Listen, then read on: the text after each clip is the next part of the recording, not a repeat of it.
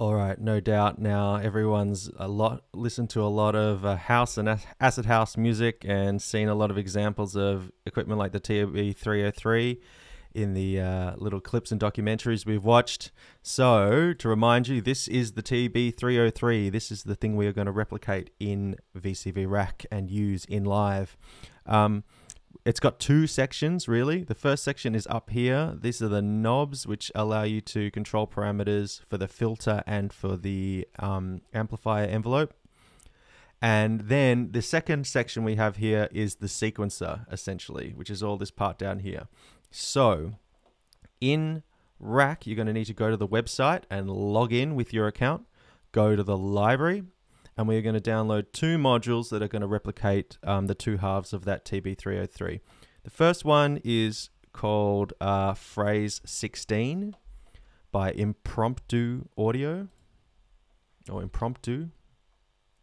And remember, when you're downloading these plugins, you don't download individual ones. You simply subscribe to the brand as a whole for free. So click subscribe. I've already subscribed here.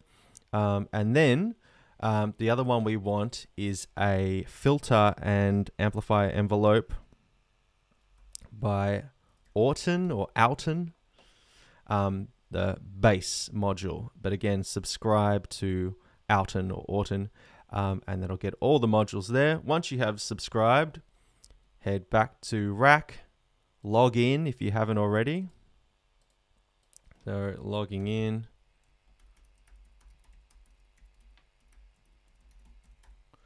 Kind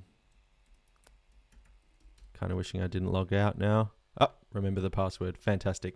It'll check for updates, and if there will be updates for you, so you update and then restart the program once prompted. Now, once you've done that, you should come back up with the setup we had previously, which is with the MIDI coming from the ISC driver, routed from Ableton going to our audio. But here, just check it if you haven't already. So you should still have your live set, sending MIDI and checking it out in Rack, and it should be routed back into live. And you can test that by turning up reverb and delay or muting it. Cool. Start and stop in Rack. And remember, on a Mac, it's really good to start using Command and Tab to switch between the two key programs that you're working on. Now, we are going to replace, like I said, the filter and the ADSR with those two modules we just downloaded. So let's delete the filter, delete the ADSR, remove the connection from the volts per octave to our VCO. And in its place, we're going to right-click, search for Auton, and get the bass module here. Pop it in. It even fits exactly in the same spot. And this is a filter and envelope generator and amplifier all in one. Now the TB303 has two waveforms, saw and square, which you can switch on the back there. So you can select either to take the saw and put it into the saw output of the oscillator and put it into the oscillator input on the bass module, or the square, whichever you like. I'm going to go with square for now. And then we're going to take the output of this module, which has a filter and an amplifier in there, and go into our mixer. And then from there, that should be sent on to our audio. The other side of things that we need, just before we do that, you can see it has a cutoff knob, like here. It has a resonance knob, like here, and so on. Decay, envelope modulator here, envelope modulation, and an accent amount, which is there too. So it's exactly the same thing, and that's what it's designed to emulate. The other thing we're going to need is our sequencer. So search for phrase 16, spell it correctly. Phrase 16. Why 16, not 32? Well, you could use the 32 one if you want, but there were 16 steps on the TB303, so let's use that to stay true to form. Pop that somewhere, like here, why not? And then we need to connect the two. So what's going to come out of this sequencer is notes or pitch information, and that's going to come out the CV output. So we'll plug that into our oscillator because it's going to tune our oscillator. and it's also going to take gate information every time there's it moves to a new step, and that's what we're going to take out here and put into the gate input on our bass. Finally, we need a trigger. We need to get some messages from live into this module so that it knows when to move to the next step in the sequence, which we'll look at in a second. So to do that, back in live, we set up a MIDI clip before. Make sure you got that MIDI clip playing one note at a time. And then to turn this into we're going to turn this into a clock. So let's rename this track Clock, just so we know what it is, with the MIDI clip on it and playing, and then go to MIDI effects and take an arpeggiator and pop that in there. Once you put that in, if you press hold, it holds the note that the MIDI clip sends to the arpeggiator, and then it arpeggiates that note, or in our case, we just want it to produce a repeating note, which you can see it's doing there now. If I slowed the rate down to quarter notes, it goes slower. And if I increase it up to 16, which is what I want you to do, it generates it faster.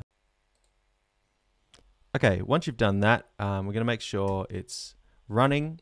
The arpeggiator is running. Then in rack, we're going to take the gate output and plug that into the clock of our sequencer. And then we should hear some sound. Fantastic. And we can see this starts and stops with live. The audio is routed back into live, so we can start it, turn up the reverb, turn down the volume. Remember, it's completely going through live. And we can also check the timing. I think it should be pretty strong if you have your sample rate at 44.1 as low and the block size as low as you can in rack, and then that is mirrored in Ableton, so 44.1 and a buffer size of 64 bits or whatever yours is, as low as possible. We turn on our click. Pretty good. Pretty damn usable. So the other reason why I was so intent on getting this into live is, well, yeah, I'll tell you this before we look at the TB303 we've made in the next video. But just really quickly, the reason why I'm so intent on this is means we can make it part of our actual workflow and record with it and produce with it and perform with it. So we've got our clock track here. Let's take a drum kit. Let's search for the 909. Now the 909 is the sound of house music in a box. It's this drum kit here. It's, yeah, along with the 808, but even more so, the 909 is the electronic drum machine that made the sound of house music. The kicks, the hi-hats, and the claps, it's all so iconic. So we're going to take that 909 from the drum category and put it on another MIDI track, and let's just start by sequencing in the only kick pattern we would ever want to do, which is that. And we're instantly starting to get into house territory. In rack, just have a quick play with some of the parameters on the bass. Filter, resonance, but more so you'll notice that when we turn up the envelope mod amount, turn down the cutoff, turn down the decay, and turn up the resonance.